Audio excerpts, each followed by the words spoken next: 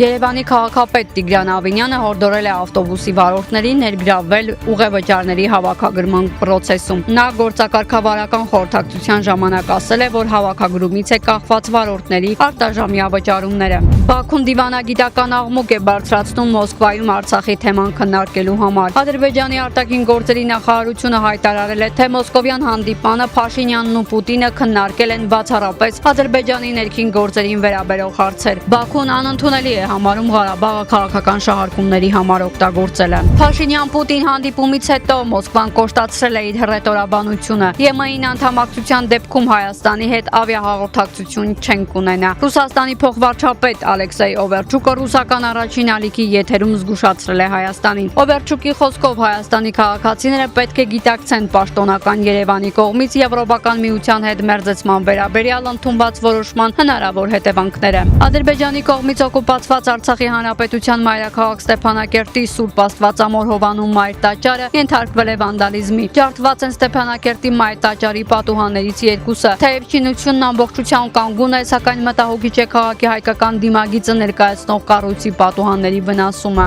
Վաղ առավոտյան Իրանը բալեստիկ հրթիռներ է հասցրել Թել Ավիվին, կիրառելով կասետային մարտագլխիկներ։ Գրանցվել է ռեկորդային 15 հարվածի դեպք։ Իսրայելը հարվածում է Բեյրութին, հաղորդվում է զոհերի եւ վիրավորների մասին։ Օդեսայում անօդաչու թռչող սարքը հարվածել է բարձրահարկ շենքին։ Նախնական տվյալներով կա 3 զոհ եւ 10 վիրավոր։ Ջրհեղեղի հետևանքով ավելի քան 350 մարդ է տարհանվել Դաղստանի Դերբենդ քաղաքում։ Ադրբեջանում էլ ջրհեղեղից տարբեր շրջաններում փլուզումներ են տեղի ունեցել։